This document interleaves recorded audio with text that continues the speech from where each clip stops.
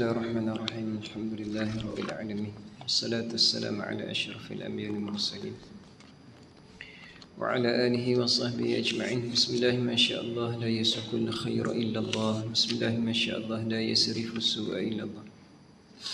Bismillah ma sya'allah ma kana min ni'matin fa min Allah. Bismillah ma sya'allah la hawla wa la quwwata illa billah. Bismillah ma sya'allah la yasukul khaira illa Allah. Bismillah ma sya'allah la yasrifu su'a illa Allah. Bismillah ma sya'allah ma kana min ni'matin fa min Allah. Bismillah ma sya'allah la hawla wa la quwwata illa billahil aliyyil azim. Wa sallallahu ala sayyidina maulana Muhammad wa ala alihi wa sahbihi ajma'in. Rabbi shrah li sadri yassir li amri wa hlul 'uqdatam min lisani yafqahu qawli ya rabbal alamin.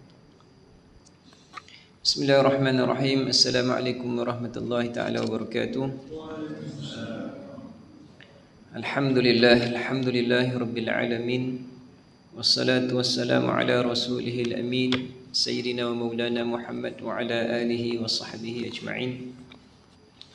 Yang saya muliakan Tuan Imam, Tuan Bilal yang dirahmati Allah Ta'ala, hadirin hadirat.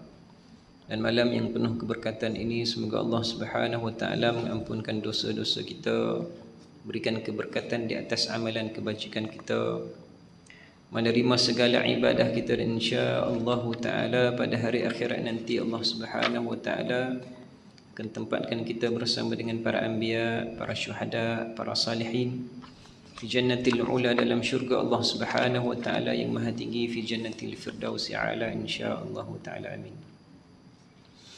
Alhamdulillahi rabbil alamin. Bersyukur kita kepada Allah Subhanahu Wa Ta'ala di atas limpahan kurnia-Nya diberikan pertemuan sekali lagi pada malam ini. Dan masih lagi kita membicarakan 40 hadis kesempurnaan mukmin terbaik berdasarkan Sahih Al-Bukhari. Pada pertemuan yang lalu kita masih lagi menghuraikan hadis yang pertama, iaitu kepentingan niat. Kita berhenti pada membicarakan nama seorang sahabiyah, nama seorang sahabat Nabi sallallahu alaihi wasallam. Sahabiyah bermaksud sahabat wanita yang bernama Ummu Qais. Yang bernama Ummu Qais. Jadi tidak ditemui secara terperinci apakah nama yang sebenar kepada Ummu Qais, melainkan gelarannya sahaja, iaitu Ummu Qais binti Mahsan ukhti Ukasyah. Itu yang ditemui dalam syarah hadis. Mungkin ada dalam syarah-syarah yang lain diberikan oleh para ulama kita siapakah Ummu Qais. Maka musannif kita Maulana Husain Abdul Qadir Al-Juzufi hafizahullah ta'ala menyebutkan bahawasanya ada seorang sahabat Nabi sallallahu alaihi wasallam yang berhijrah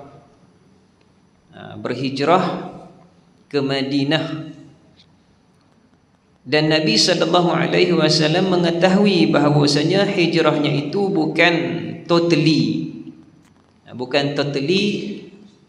niatnya, intentionnya adalah untuk hijrah meningkatkan keislamannya ataupun mengukuhkan Islam yang dibawa oleh baginda Nabi sallallahu alaihi wasallam.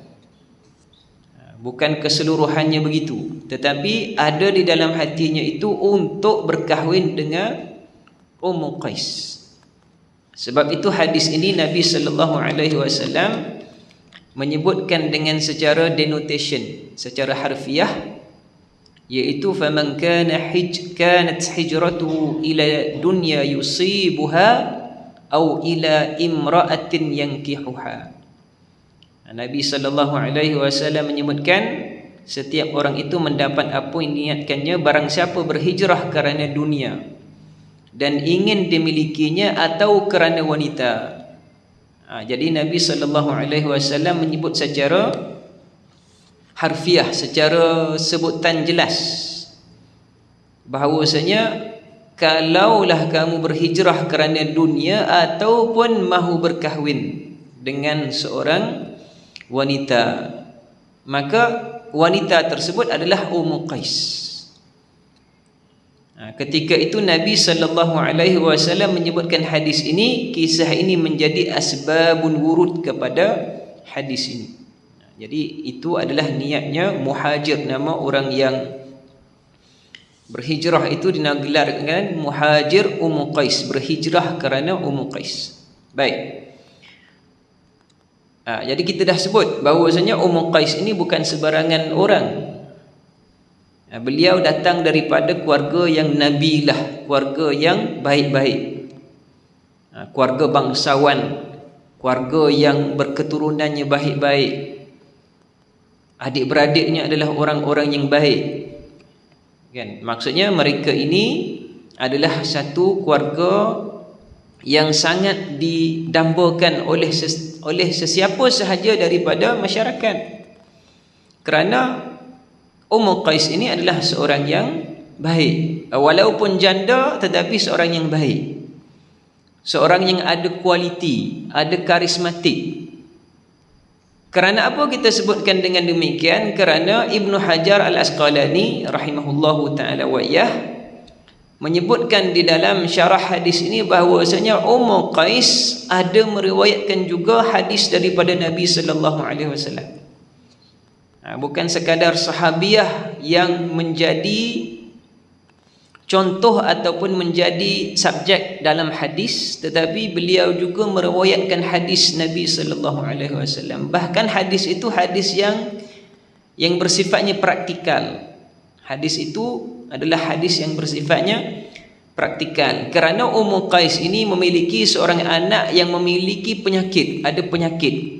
Ummu Qais ini ada seorang anak yang dijaga oleh beliau, dan anak ini mengalami penyakit daripada kecil, daripada bayi lagi sudah ada penyakit. Iaitu apa dia? Iaitu penyakitnya yang berkaitan dengan pangkal leher.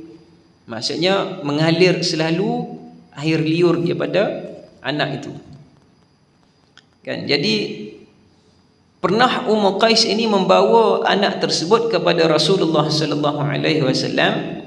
Lalu Nabi sallallahu alaihi wasallam melihat kepada anak tersebut yang mana Ummu Qais sentiasa memegang ataupun meletakkan dua jarinya itu ke dalam, meletakkan jarinya ini di atas lidahnya anak tersebut.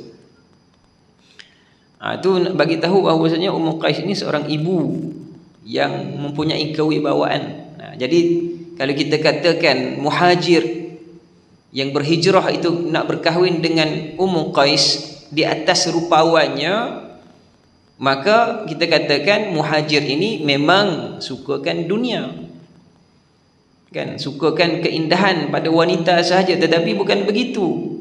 Muhajir ini juga orang yang berkahwin, orang yang mahu berkahwin dengan Ummu Qais ini juga seorang yang memiliki ketinggian pribadinya, mahu berkahwin dengan Ummu Qais ini kerana beliau ada karismatiknya, bukan sekadar rupawan, bukan sekadar bangsawan, bukan sekadar memiliki keluarga yang baik, tetapi beliau ini adalah seorang yang wibawa, kan? Boleh menjadi isteri yang baik.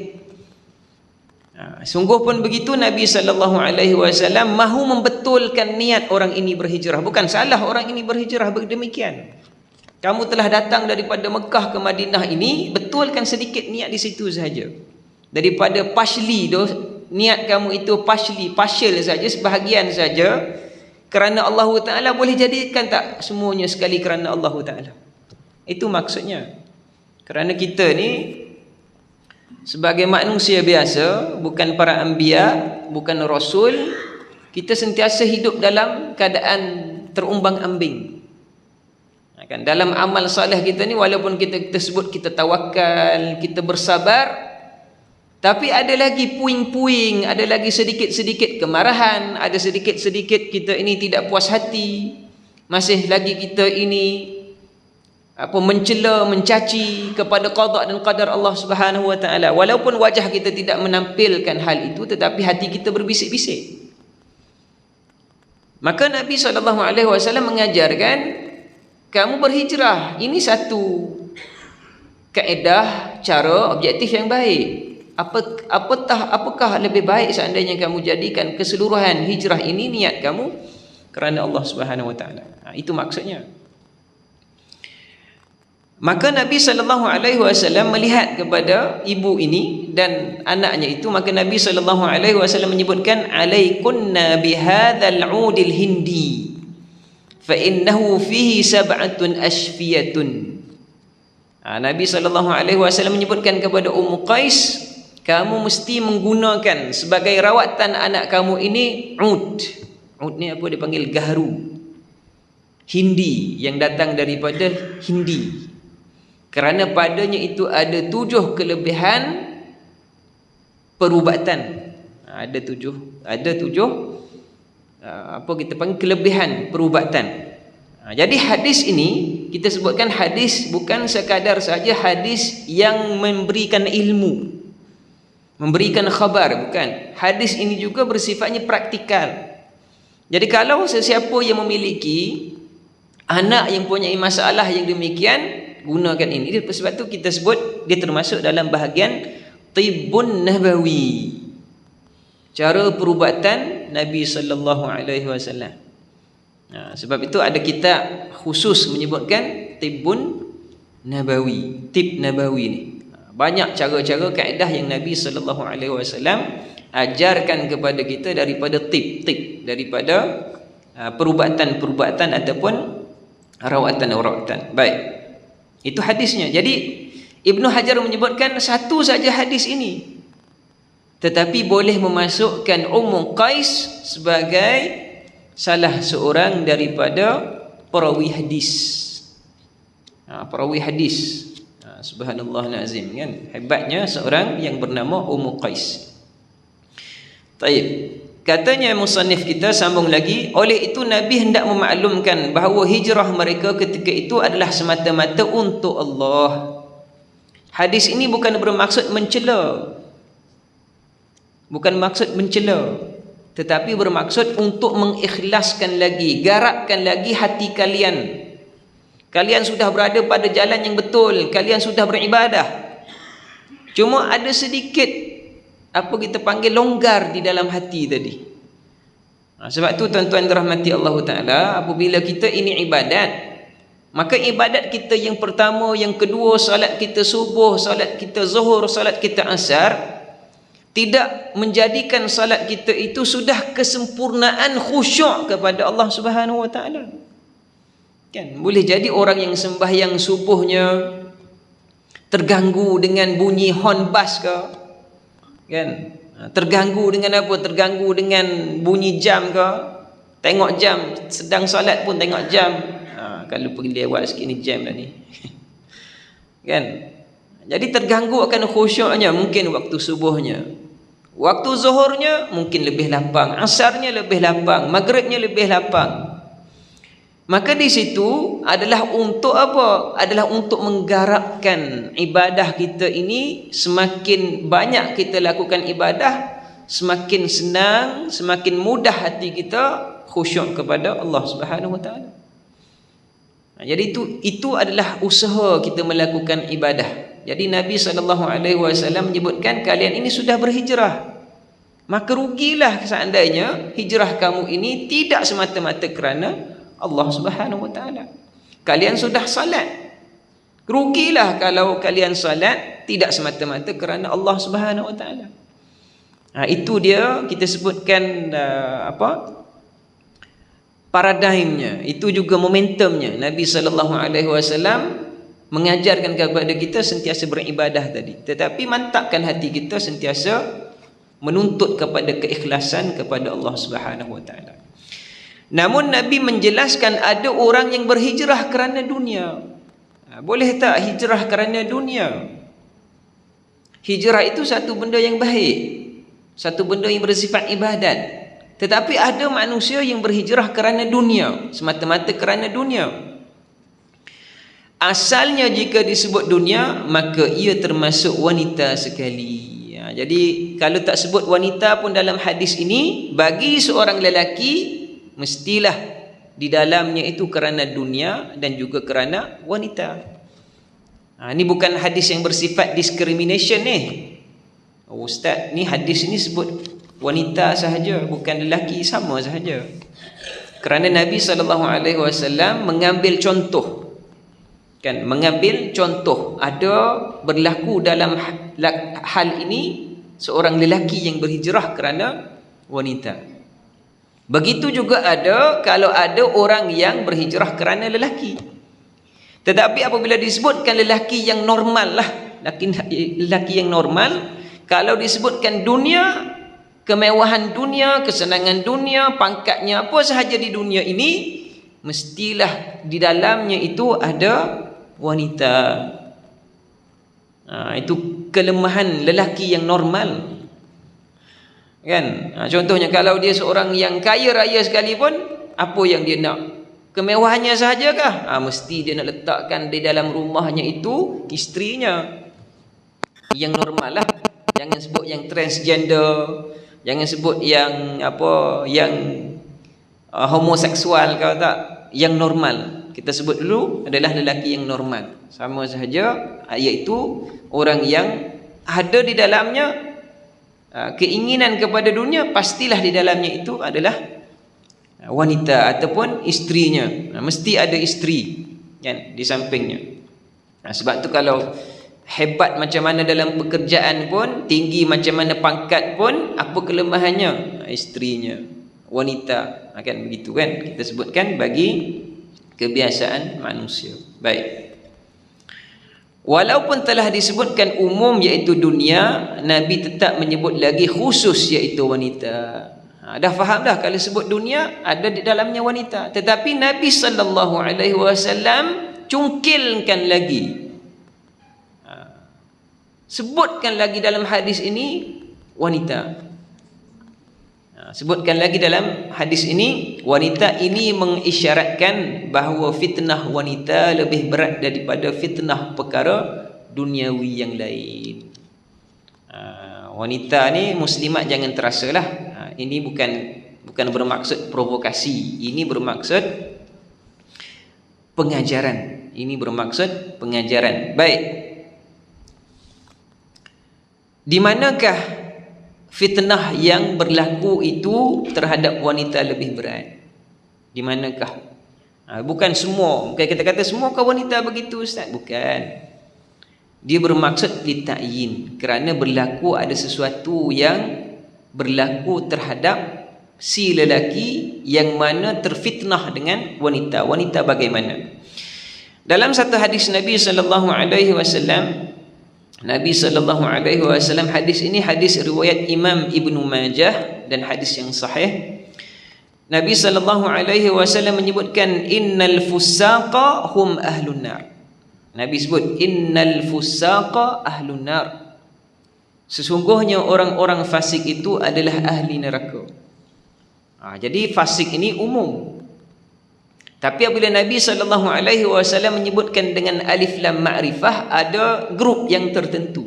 Kan fasik ni orang yang buat dosa besar, orang yang tinggal salat sengaja pun fasik, orang yang berzina pun fasik, orang yang buat dosa-dosa yang besar, semuanya sekali itu fasik. Hatta uququl walidain, hattalah kepada derhaka kepada ibu bapa pun, walaupun sekali, itu fasik. Tapi Nabi SAW menyebutkan satu hari, Nabi sebut innal fusaqa hum ahlun nar. Sesungguhnya ahli fasik itu adalah orang yang masuk ke dalam neraka. Maka sahabat tanya, qila ya Rasulullah wa manil fusaq? Maka sahabat bertanya, ya Rasulullah, apa yang maksud tuan dengan ahli fasik itu? Siapa ya Rasulullah? Kan? Qala an-nisa. Nabi pun sebut an-nisa. Ni cerita ni, bukan kata semua, kan? Ni cerita ni yang bagaimana yang menjadi fitnah tadi. Ummu Qais ni fitnah tak? Dengan kriteria yang kita sebutkan tadi, dengan wataknya, dengan karismatiknya, dengan kewibawaannya, dengan kebaikannya, seorang yang bawa fitnah tak? Kan? Bawa fitnah tak? Begitu? Tak bawa fitnah secara realitinya, tak bawa fitnah. Tetapi kerana apa? Kerana dambaan seorang lelaki terhadap wanita tadi, Setiap amal itu pun boleh merosakkan. Terosak dengan dambaan je tadi. Sebab tu tuan-tuan dirahmati Allah Subhanahu Wa Taala, Nabi SAW apabila mengajarkan hadis ini bukan bermaksud mencela, mengajarkan. Ada tak bahagian kamu semasa kamu ibadah tadi, semasa kamu memberikan nafkah kepada isterimu, berikan nafkah kepada anak-anakmu, kamu nak menyatakan bahawasanya ini bukan rezeki daripada Allah, kan begitukah? Kamu tak bersyukur kepada Allah. Jadi Nabi nak mengajarkan sesuatu bahawasanya apabila lakukan ibadat, asingkan sesiapa sahaja yang kamu dambakan. Itu maksudnya. Kemudian apabila dibicarakan tentang fitnah wanita itu lebih besar daripada fitnah dunia yang lain. Ini kita bercakap tentang siapakah kriterianya, apakah kriterianya wanita yang boleh membawa kebinasaan kepada seorang lelaki ataupun kepada suami dia. Jadi Nabi SAW menyebutkan fasik itu, ahli fasik itu masuk neraka. Siapa dia ya Rasulullah? Maka Nabi SAW menyebutkan an-nisa, wanita-wanita. Bukan semua an-nisa. Jadi saya sebutkan ini semua tuan-tuan yang dirahmati Allah Ta'ala. Bunyilah kan kita apabila kita baca tu nisa, an-nisa kan, wanita, ustaz sebut wanita kan, perempuan. Bukan. Dia begini, kalau kita belajar bahasa Arab nanti, kalau tuan-tuan belajar bahasa Arab, di depan setiap kalimah tu dia ada alif lam. Dia disebutkan dengan tanpa alif lam. Kan kita belajar bahasa Arab, dia ada alif lam ma'rifah, ada isim yang khasah alif lam ma'rifah, ada isim nakirah, kan? Jadi bunyi apabila terjemah bunyi wanita, sedangkan maksudnya sebahagian, sekumpulan, begitu. Dia khusus. Sebab tu kena mengaji bahasa Arab sikit-sikit lah. Kita ni sebagai orang Islam ni belajar sedikit-sedikit bahasa Arab. Baik. Qala rajulu, maka ada seorang lelaki daripada kalangan sahabat Nabi SAW apabila Nabi sebut an-nisa, wanita. Jadi lelaki ni pun tanya, ya Rasulullah, awalasna ummahatina, ya Rasulullah, tidakkah mereka itu ibu kami? Kan wanita itu ibu kami ya Rasulullah. Wa akhawatina, dan saudara-saudara perempuan kami ya Rasulullah. Wa azwajina, dan isteri-isteri kami ya Rasulullah. Nabi sebut an-nisa, ahli neraka itu fasik. Kan? Siapa dia ya Rasulullah? An-nisa, wanita. Tidakkah wanita ini adalah ibu kami ya Rasulullah? Nabi, Tuhan nak sebut semua wanita ke ni? Kan sahabat faham begitu. Tuhan nak sebut saudara wanita kami ke ya Rasulullah? Tuhan nak sebut isteri-isteri kami ke ya Rasulullah? Qala bala, betul lah wanita, itulah dia. Nabi sebut itulah ibumu, itulah mereka saudara perempuanmu, merekalah isteri-isterimu, betul lah. Nabi kata walakinnahum, akan tetapi mereka ada sifat ini, ada sifat ini. Jadi hadis ini sebagai satu panduan, dia bukan satu kehakiman. Ini satu panduan. Hadis ini satu panduan, bermaksud setiap daripada kita ini, tak kiralah ibu ataupun bapa, suami ataupun isteri, wanita ataupun lelaki, semuanya memiliki kesiapan dan kesediaan untuk melakukan sesuatu yang terlarang di dalam agama Allah Ta'ala. Bukan kata dah jadi lelaki baca hadis ni, kita pun kaum lelaki ni pun hebat macam malaikat dah. Oh, saya tak jadi silap lah. Bukan. Bermaksud kita semua ada kesiapan ini, yang mana mungkin kita akan melanggarnya. Jadi Nabi SAW menyebutkan wanita ini ada potensi untuk menjadi ahli neraka kerana mereka melakukan dosa besar. Siapa mereka itu? Ibu-ibu, saudara-saudara perempuan, isteri-isteri kalian, boleh jadi semuanya. Dengan syarat, dengan ada syaratnya. Apa dia? Idza u'tina lam yashkurna, apabila mereka diberikan sesuatu, mereka tidak bersyukur. Nabi dah sebut dah. Apabila mereka diberikan sesuatu, mereka tidak bersyukur. Apa sesuatu itu? Nafkah. Apa sesuatu itu? Apa sesuatu itu? Hadiah. Apa sesuatu itu? Tabaruan. Apa sahaja yang diberikan oleh suami mereka ataupun diberikan oleh wali mereka. Sebut suami, ustaz nak bercakap tentang isu artis ke? Bukan. Saya bercakap ni tentang perkara yang berkaitan dengan agama. Jadi Nabi SAW sebut apabila diberikan sesuatu, u'ti ni maksudnya pemberian. Pemberian ini adalah bersifatnya obligation, kan? Pemberian yang bersifatnya obligate, fardu. Apa fardunya? Nafkah. Lam yashkurna, mereka ni tidak bersyukur. Sifatnya bagaimana? Sifatnya tak bersyukur, tak puas hati. Bersyukur dah tapi tak puas hati. Kan? Tak apa. Tak puas hati tu tak apa, dia panggil luahan. Kita pun ada kritik, kita ada komen, kan? Kalau imam baca lain sikit, kita pun kritik. Imam tak boleh kata, kalau dah tak boleh saya dikritik, saya ni tak boleh dikritik, tuan kena salat lain. Tak boleh begitu. Kan? Maksudnya kena ada komentar. Sebab Nabi SAW pernah dikritik oleh sahabat Zulyadain. Zulyadain ni sahabat yang ada dua tangan, tetapi disebutkan tangan sebelahnya tu lebih panjang daripada tangan sebelah yang lain. Jadi digelar Zulyadain. Nabi salat sembahyang 4 rakaat. Tiba-tiba pada rakaat yang ketiga, Nabi bagi salam. Assalamualaikum warahmatullahi, assalamualaikum warahmatullahi. Ada ulama kata itu sembahyang zuhur, ada ulama kata sembahyang isyak. Jadi apabila Nabi bagi salam, Nabi pun duduk diam. Sahabat-sahabat yang lain, sahabat-sahabat besar ni dah macam tak nak tanya Nabi dah, bimbang tanya Nabi. Jadi Zulyadain ni jenis macam mana? Jenis yang havoc. Jenis apa bahasa kami, geger. Havoc sikit dia ni. Sembahyang ni 3 rakaat kau gini. Kini dah 3 rakaat kau. Biasa 4 kan? Dia geger sikit. Jadi orang lain tak berani tanya, dia pun pergi tanya Rasulullah. Ya Rasulullah, hari ni sembahyang 3 rakaat kau? Nabi berkata apa? Aku sembahyang 3 rakaat ke? Aku sembahyang 3 rakaat ke? Ya. Ya, Nabi pun tanya orang lain. Ya. Orang lain pun ya jawab ya. Nabi pun bangun sambung lagi 1 rakaat.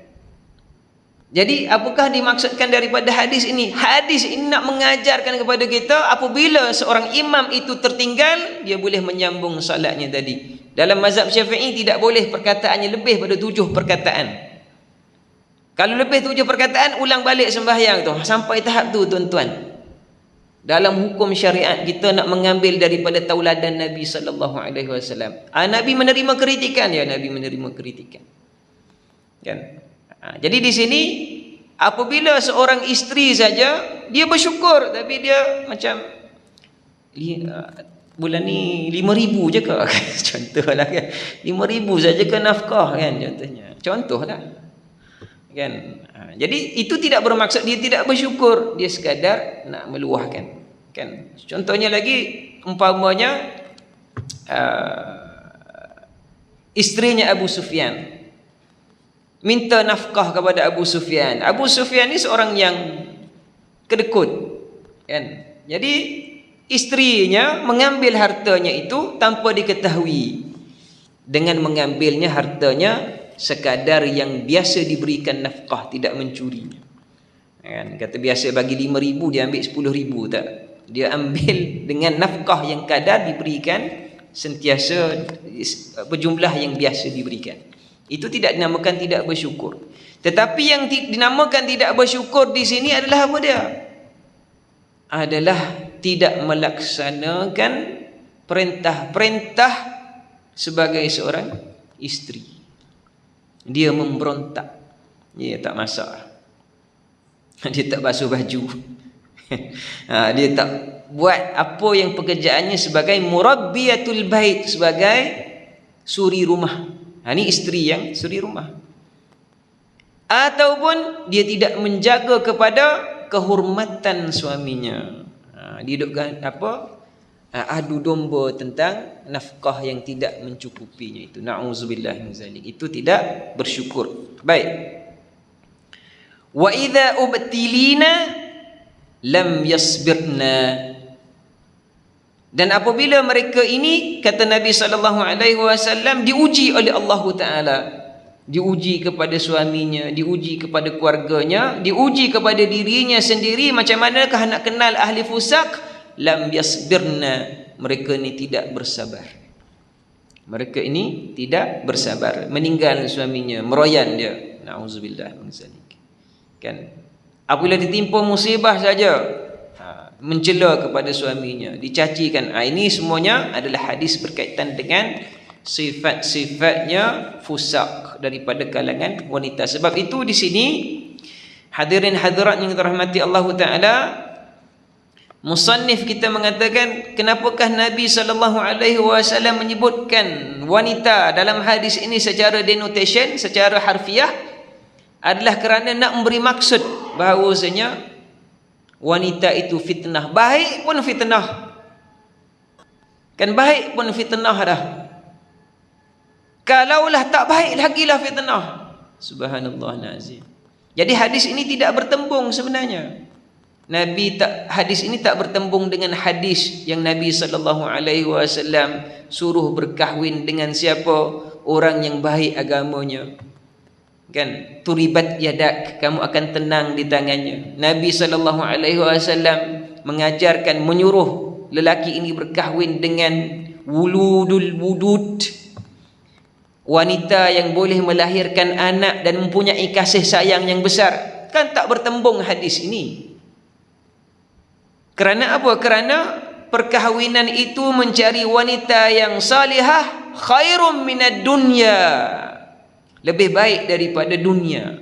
Kan, wanita yang baik itu, yang salihah itu lebih baik daripada dunia dan isinya.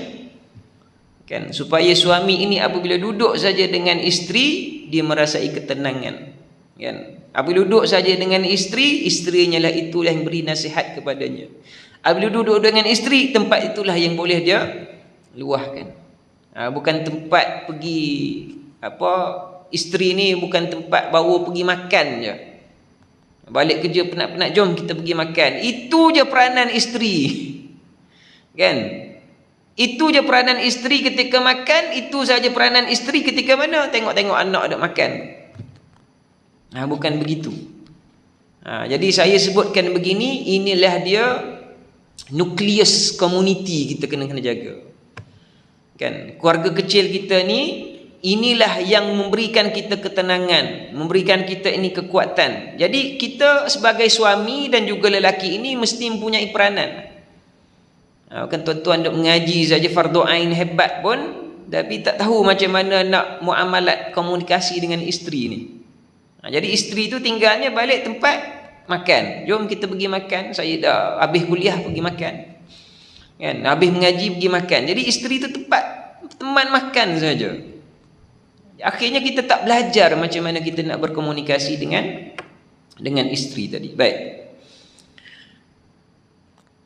Dua saya ulang balik. Bala walakinnahum idza u'tina lam yashkurna. Apabila diberikan sesuatu, yakni nafkah, pemberian yang bersifat obligate, maka mereka ini tidak bersyukur. Bersyukur itu bukan bermaksud tidak boleh protes, bukan. Tidak boleh kritik, bukan. Tetapi mereka ini memberontak, kan, merosakkan harta suami. Kan ada sifat-sifat isteri ni tadi dalam hadis-hadis Nabi SAW yang lain. Wa idza batulina, dan apabila diberikan ujian, mereka ni tidak sabar. Jadi ini semua adalah perkara yang mesti dilatih, mesti diajar kepada diri kita lah. Ibu-ibu, isteri-isteri, wanita-wanita ni mesti ajar diri macam mana saya kena bersyukur, macam mana saya kena bersabar. Kan, baca sirah Nabi SAW, belajar tentang sirah wanita-wanita muslimah. Jangan belajar dengan ustaz motivasi, ustazah motivasi. Maaflah saya sebut ni sebab ada berlaku tempat saya begitu. Saya tegur, Saya katakan, apabila seorang ustaz ataupun ustazah motivasi dia ceritakan, saya ni tuan-tuan puan-puan, isteri saya tu tak pernah buat apa pun kat rumah, saya ni yang buat. Saya basuh baju, saya buat semua. Jadi isteri ni yang dengar ceramah tu dia kata, bagusnya ustaz tu, tak macam hang, dia kata pada suami dia, tak macam you lah. Isteri dia relax je kan, sebab apa, semua dia buat. Saya katakan jangan dengarlah yang cerita macam tu. Kita ni berbeza tuan-tuan dirahmati Allah Ta'ala. Berbeza kehidupan kita, berbeza cara hidup kita, berbeza tanggungan kita, berbeza apa kita panggil pekerjaan. Sama je, tu ustaz juga, ni ustaz juga, bukan masalah tu. Masalahnya berbagai. Masalah kenderaan, masalah jarak, masalah keuangan, masalah bantuan, semualah sekali. Apabila kita dah ada suami kita, lihat bagaimana suami kita. Jangan dibanding-bandingkan. Suami dengar begitu pun, hang pergi kahwin dengan ustaz. Kan? Ustazah pun sebut begitu juga. Sama saja. Saya katakan kalau nak ajak ustaz motivasi ni tidak ada masalah, tapi jangan dibanding-bandingkanlah dengan suami kita. Kan suami dia dengar begitu pun dia dah rasa, ai nak marah betul ada ustaz tu. Tak boleh ustaz ni. Kan dia nak marah. Ustaz mana tu? Dia tanya ustaz mana tu? Marah gitu. Kan saya katakan begitulah. Saya katakan jangan dibanding-bandingkan. Kita berbeza, kan? Kita berbeza. Jadi ambil sejarahnya, lihat sirah Nabi macam mana, sirah para sahabiah macam mana, sirah orang-orang yang sentiasa menjadikan diri mereka ni baik macam mana, dan kemudian kita adaptasi. Bukan semuanya sekali. Kita adaptasi bagaimanakah kebaikan yang boleh kita ambil di atas kapasiti kita dengan keadaan kita ni. Kapasiti orang lain berbeza, kapasiti kita pun berbeza. Maka itu adalah tandanya bersyukur kepada Allah Subhanahu Wa Taala. Kita ada isteri pun dah bersyukur, kita ada suami pun dah bersyukur kepada Allah Subhanahu Wa Taala. Maaf saya sebutkan demikian supaya tidak berlaku terguris ataupun perkara yang boleh tak selesa lah bagi tuan-tuan dan puan-puan dirahmati Allah Taala. Tapi saya tak boleh nak buat berhelah-helah, tak boleh lah kan. Baik, setelah 8 Hijriah, ketika berlaku Fathul Makkah, yakni pembukaan Makkah, Nabi SAW bersabda, tiada hijrah selepas pembukaan kota Mekah. La hijrata ba'dal fathi. Nabi SAW menyebutkan sudah tidak ada hijrah selepas pembukaan kota Mekah. Ini bermaksud tiada hijrah Mekah ke Madinah untuk hidup bersama Rasulullah SAW. Jadi apabila sudah hijrah yang Nabi SAW dan pembukaan Mekah pada tahun 8 Hijriah bersandarkan katanya musannif, maka sudah tidak ada lagi hijrah selepas pada itu, sebab hijrah itu wajib. Kan selepas pada itu sudah tidak ada hijrah, bermaksud tidak wajib lagi dah nak datang bertemu dengan Nabi SAW, mempelajari ilmu wahyu daripada Rasulullah SAW, kerana ketika itu tiada gangguan dan halangan daripada golongan musyrikin. Jadi golongan musyrikin sudah tidak mengganggu kepada orang-orang Islam yang berada di Mekah. Sudah ada perjanjian orang-orang musyrik dengan Rasulullah SAW. Jadi hidupnya tenang, aman, damai. Maka para sahabat tidak perlu lagi pergi ke Madinah untuk bersama dengan Rasulullah SAW. Umat Islam bebas untuk beramal dan belajar di mana sahaja, tiada kewajipan untuk berhijrah ke Madinah lagi ketika itu. Jadi umat Islam ini boleh bertemu saja dengan para sahabat Nabi SAW, ataupun nak pergi kepada Nabi sendiri pun tidak ada masalah. Nak duduk dengan Nabi SAW pun tidak ada masalah. Baik, saya bagi lalu untuk azan. InsyaAllah ta'ala kita sambung sedikit sahaja selepas pada itu.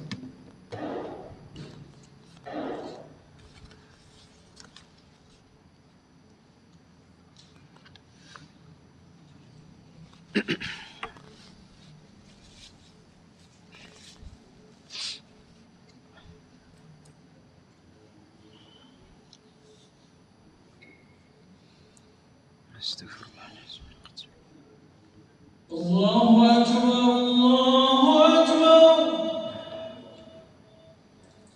Allahu Akbar,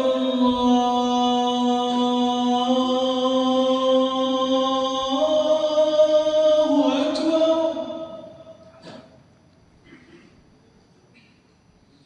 Asyhadu an la ilaha illallah.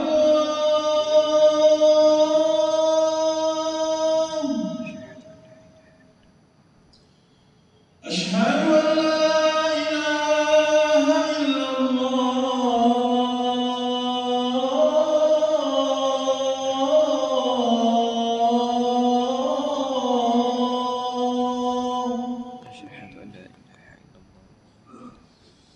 أشهد أن محمدا رسول الله.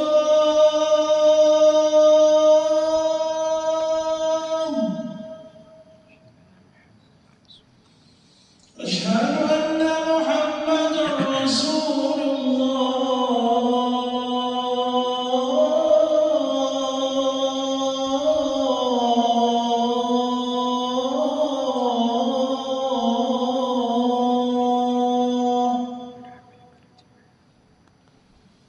حي على الصلاة.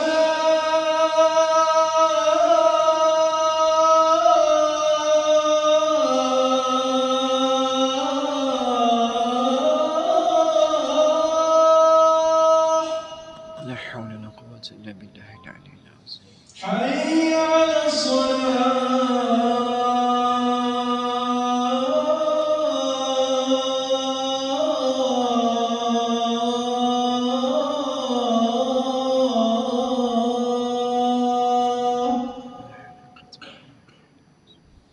حي على الفلاح.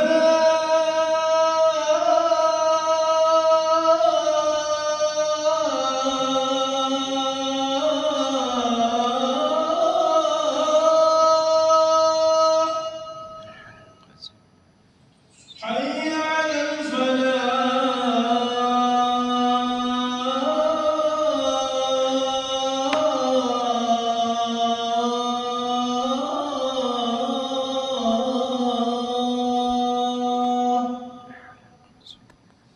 الله أكبر، الله أكبر. لا إله إلا الله.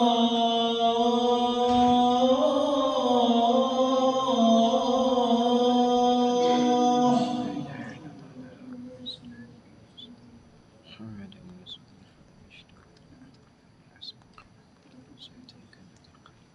وصلى الله عليه وسلم.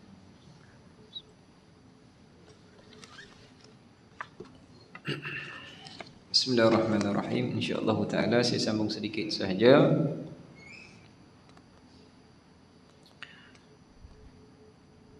Hal ini kerana pada peringkat awal ketika Nabi telah ke Madinah, maka wahyu akan turun di Madinah melalui Nabi. Oleh itu para sahabat perlu bersama Rasulullah untuk mendapat ajaran Islam daripada Rasulullah secara keseluruhan. Jadi sahabat-sahabat yang bersama dengan Nabi SAW di Madinah sudah mengetahui ataupun sudah mendapatkan kebanyakan daripada wahyu-wahyu yang dia turunkan kepada Rasulullah SAW. Jadi sebab itu Nabi kata apa? Sudah tidak ada hijrah, yakni berpindah daripada Mekah ke Madinah. Nabi nak meringankan kepada para sahabat yang tinggal di Mekah. Umat Islam yang berada di Mekah, tak apalah, antum semua di sini. Tidak ada masalah, sudah tidak perlu lagi ke Madinah. Walau bagaimanapun hadis di atas tidak bermaksud kita tidak boleh berhijrah. Sekarang pada masa ni bukan bermaksud kita tidak boleh berhijrah. Kerana kenyataan tiada hijrah adalah bagi maksud di atas sahaja. Kan bermaksud dalam konteks itu saja. Kalau konteks yang lain boleh tak berhijrah, mesti lagi berhijrah di atas sebab-sebabnya yang tertentu. Bukan bermaksud tiada hijrah langsung. Dan satu lagi berkaitan dengan tempat lah. Kita sebut sedikit tentang tempat Madinah. Madinah ini adalah tempat yang mengikut kebanyakan ulama adalah tempat yang paling baik di dunia, paling berkat di dunia.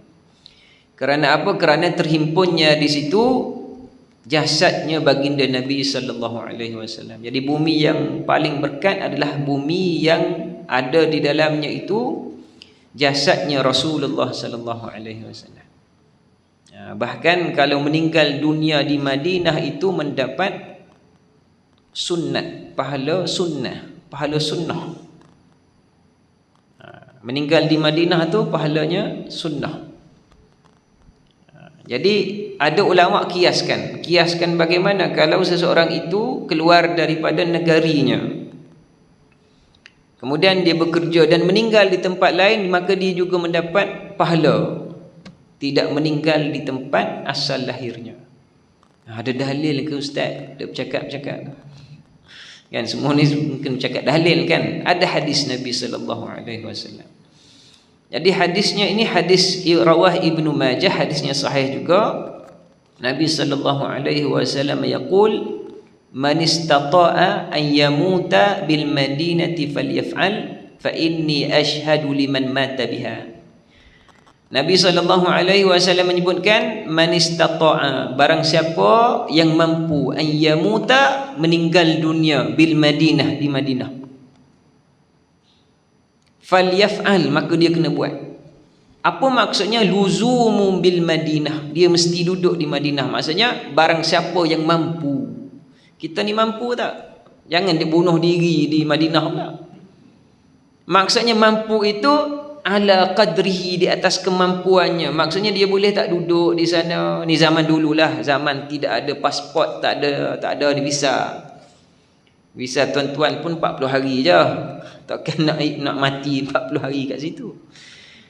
Maksudnya di sini orang dahulu kalau dia datang daripada mana-mana negara, mana-mana tempat, dia duduk di Madinah, maka dia luzum, maksudnya dia bermesra di Madinah itu, dengan tanah Madinah itu. Kalau dia boleh ada pekerjaan, bekerjalah di situ. Dia boleh cari rumah, duduklah di situ. Tak kiralah lil ajir, menyewa pun. Dan dia tua mati di sana, itu maksudnya man istata'a, siapa yang mampu. Fa inni ashhadu, kata Nabi, sesungguhnya saya akan menjadi saksi kepadanya, liman mata biha, barang siapa yang meninggal ni. Maksudnya Nabi akan memberikan syafaat khusus kepada orang ini kalau dia mati di Madinah. Hadis-hadis sahih. Jadi sebab tu kita dulu tuan-tuan, datuk nenek moyang kita dululah, nenek saya pernah, datuk saya pun pernah pergi ke Mekah naik kapal tu. Belum ada lagi kapal terbang ni kan? Belum lagi ada. Bila kita ada kapal terbang ni? 80-an 80-an 70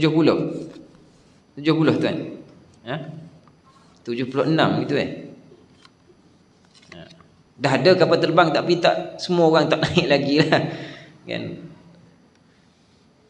Jadi pergi dengan kapal, niat mereka bila naik kapal tu memang naik tu untuk meninggal di Mekah ataupun Madinah. Tak macam kita lah, kita pergi 7 hari, pergi 40 hari kan. 7 hari tu ingat petai dah. Duduk dalam hotel tu ingat petai dah, tak boleh duduk ni, tak ada petai. Baik, jadi Nabi SAW menyebutkan man istata'a yamuta bil madinati falyaf'al, maka dia kena buat. Jadi di sini kelebihan Ardul Madinah, tanah Madinah itu sampai hari ini kekal sebagai tempat yang berkat di sisinya kebanyakan para alim ulama selain daripada Mekah. Nabi juga memberi peringatan kepada para sahabat dengan sabdanya, al-muhajiru man hajara ma nahiyallahu anhu.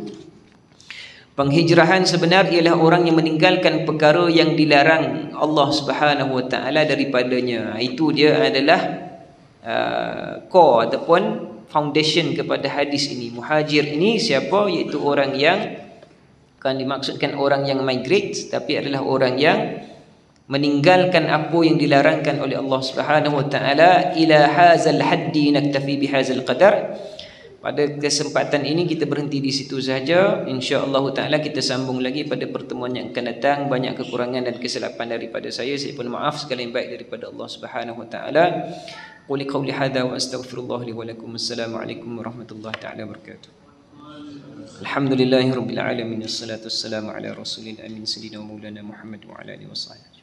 Allahumma faqqihna fi dinikal Islam wa ulumuddin akramal akramin wa sallallahu ala sayyidina maulana Muhammad wa ala alihi wasahbihi.